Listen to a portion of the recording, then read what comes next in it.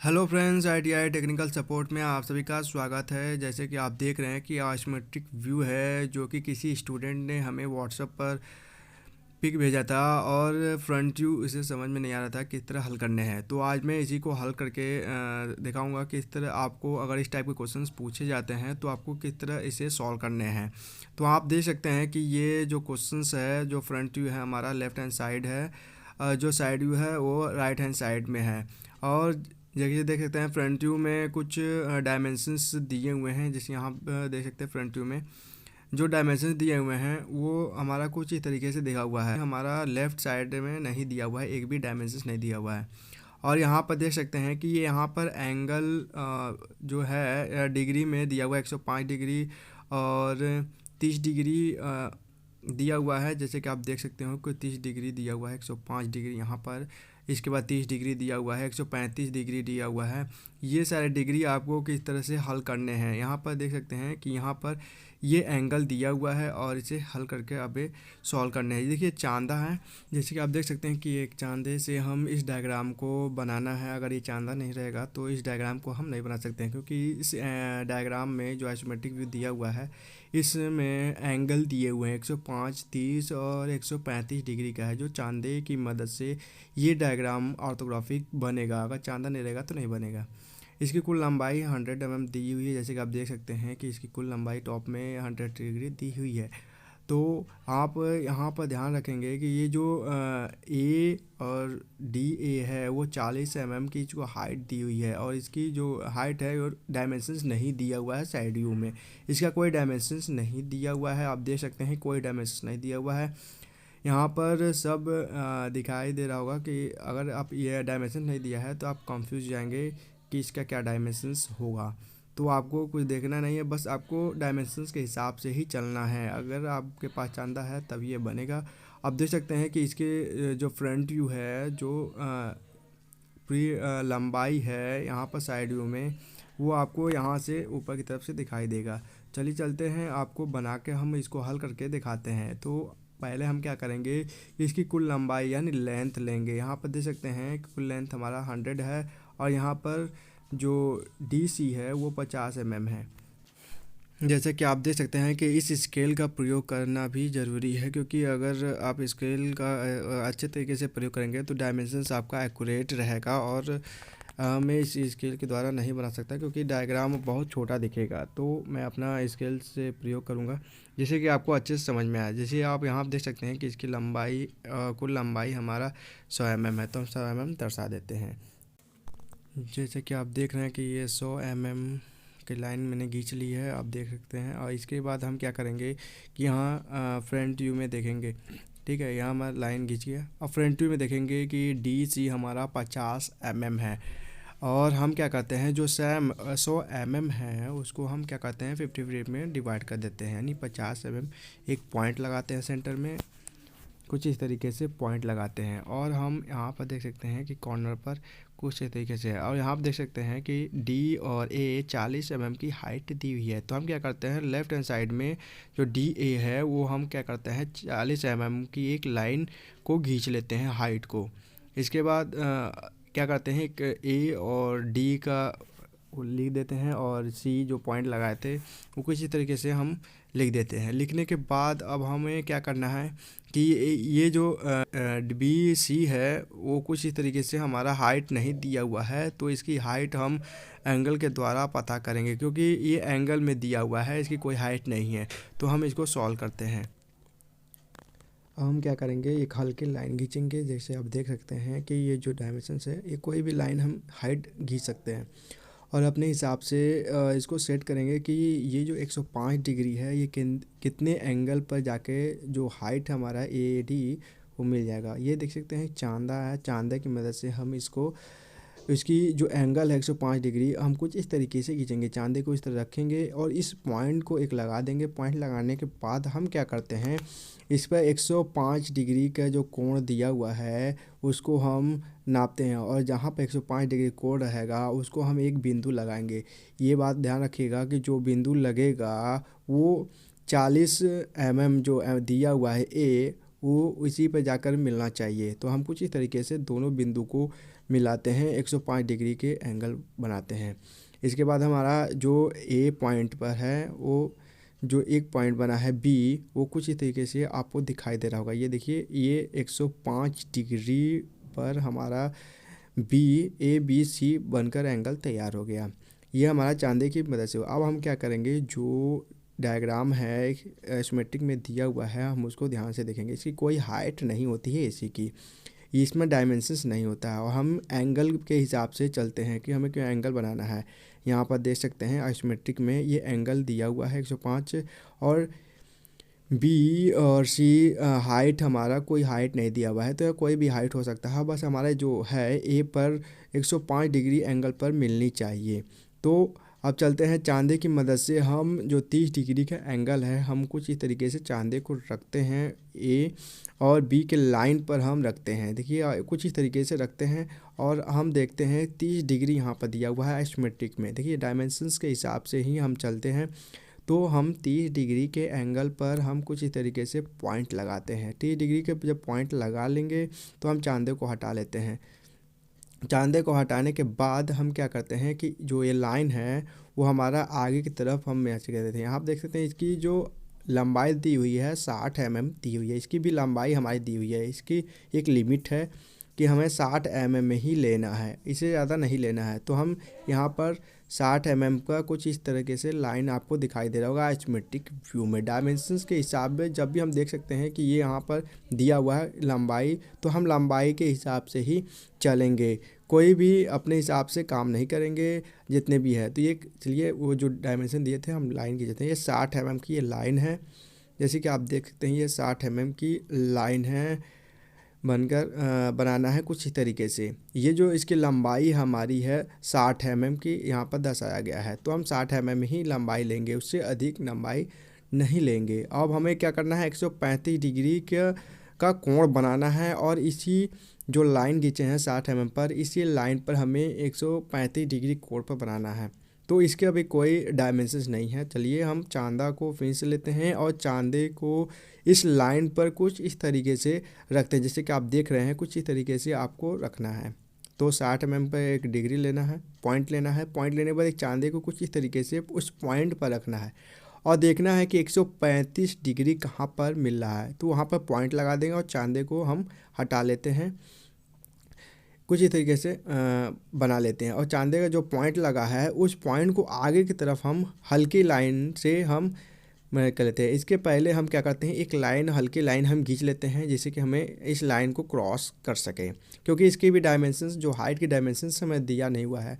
हमें isometric view पर नहीं देना है, साइड व्यू पर देखना है। साइड व्यू पर डायमेंशंस कोई भी डायमेंशंस नहीं देना है, हमें एंगल के हिसाब से ही चलना है। जितने भी एंगल दिए हैं अब एंगल के हिसाब से चलना है। तो यहाँ से हमें 35 डिग्री कोण पर हमने पॉइंट लगाया था, तो यहाँ आप देख सकते हैं कि उस पॉइंट को हम मैच करते हुए इस लाइन को जो हाइट है वो क्रॉस कर देंगे कुछ इस तरीके से। क्रॉस करने के बाद जो लाइन निकली हुई है हम बाहर मिला देंगे। देख सकते हैं कि ये हमारा फ्रंट व्यू बनकर तैयार हो गया, और यहाँ पर जो है 135 डिग्री हमारा एंगल बनेगा। ध्यान रखिएगा जो डिग्री हमारा दिया हुआ है वो बनेगा। यहाँ पर 30 डिग्री का एंगल है। देखिए कुछ इस तरीके से हमारा फ्रंट व्यू बना हुआ है। आप यहाँ देख सकते हैं कि ये हमारा CDE है।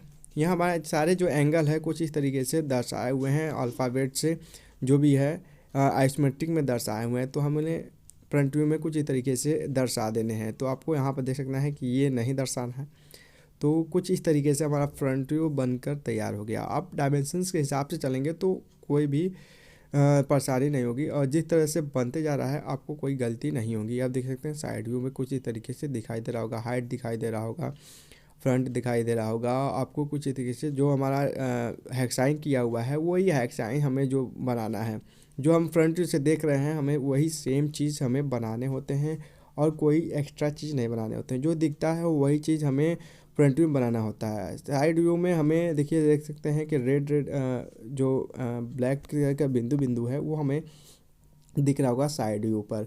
तो साइड व्यू में हमें डायमेंशंस कोई भी नहीं दिया हुआ है, तो हम क्या करते हैं, आप डायमेंशंस आप देख सकते हैं 50 mm दिया हुआ है। तो इसकी जो विड्थ है, जो लंबा चौड़ाई है विड्थ, तो उसे हम ऊपर की तरफ देखा, ऊपर की तरफ दिया हुआ टॉप व्यू में, तो कुछ इस तरीके से हम उसकी चौड़ाई को हम नाप लेते हैं 50 mm। तो हम क्या करते हैं, जो डायमेंशंस हैं तो कुछ इस तरीके से जो फ्रंट व्यू बनाए हैं लाइन, इसी लाइन को हम मैच करते हुए आगे की तरफ हम 50 mm का एक लाइन खींचते हैं। कुछ इस तरीके से आप देख सकते हैं, ये हमारा 50 mm की लाइन है। और हम क्या देखते हैं, फिर इसके बाद 40 mm की एक हाइट देखते हैं, जबकि साइड व्यू से देखते हैं तो वो हमारा हाइट टेपर में कुछ इस तरीके से दिखाई दे रहा होगा 40 mm का। तो हम क्या करते हैं, आप देख सकते हैं फ्रंट व्यू में 40 mm का हाइट बना हुआ है।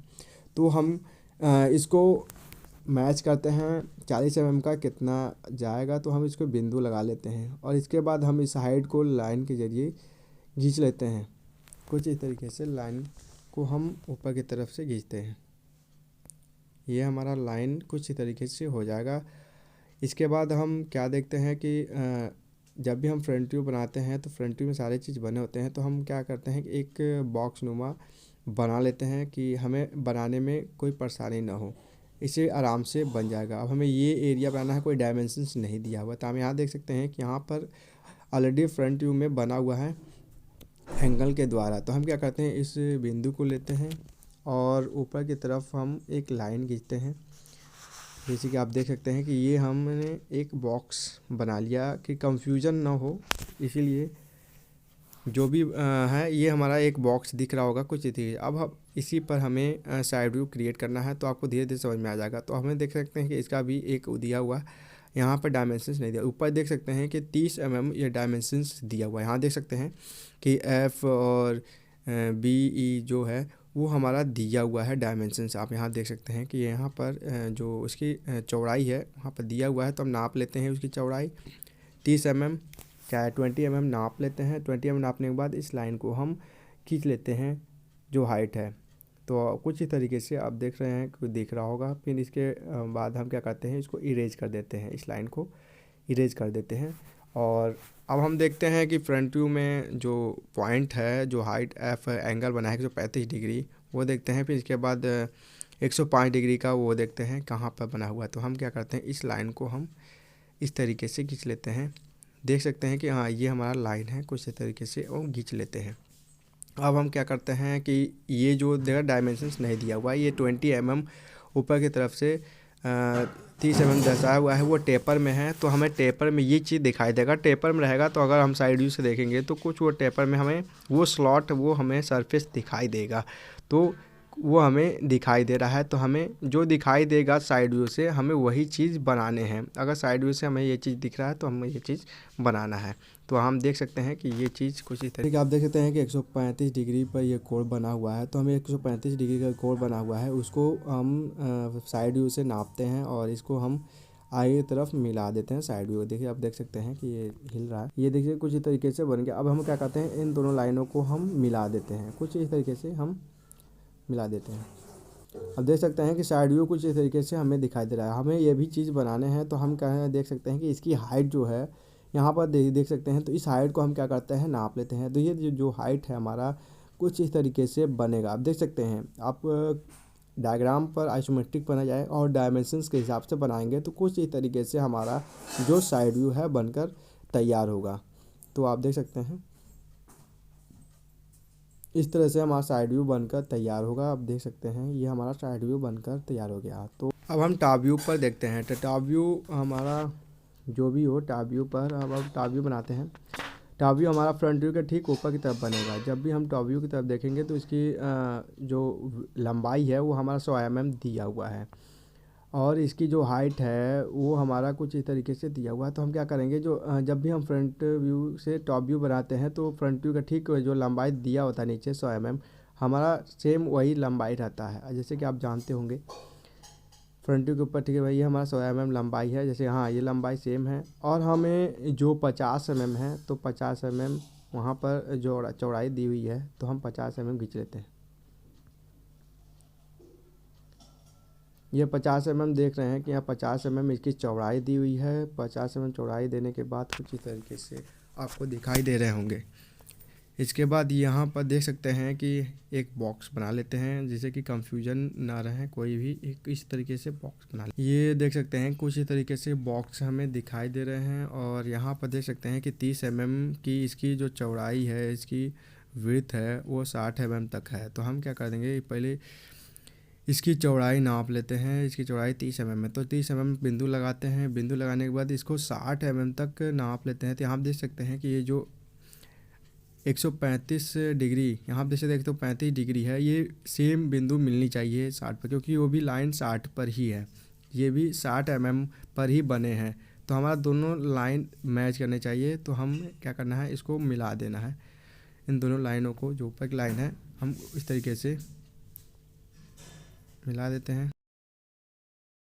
कि ये जो लेंथ है वो हमारा 40 और 60 है, और हमें यहाँ पर 20 mm यहाँ दर्शाना है। तो हमें इसको भी दर्शाना है। आप देख सकते हैं कि यहाँ पर दिया हुआ है फ्रंट व्यू में। तो इस लाइन को हम वहाँ पर मैच कर देते हैं और इस लाइन को हम मिला देते हैं। इस लाइन को हम क्या करेंगे, आगे की तरफ मिला देंगे और इसको हम इरेज कर देते हैं। जैसे कि दिखाई दे रहा है कि ये इरेज कर देंगे। इरेज करने के बाद हम डायमेंशन देते हैं। तो डायमेंशंस कुछ इस तरीके से हम देखेंगे। जो आइसोमेट्रिक व्यू है सेम हम ऑर्थोग्राफिक प्रोजेक्शन में डायमेंशन देते हैं। और जिस तरह डायमेंशन देते हैं, आपको देख सकते हैं कि पूरी जो आइसोमेट्रिक व्यू में है उसी तरह हम डायमेंशन देते हैं। जो एंगल दिया हुआ है हमारा कुछ तरीके से फ्रंट व्यू में एंगल को शो करते हैं।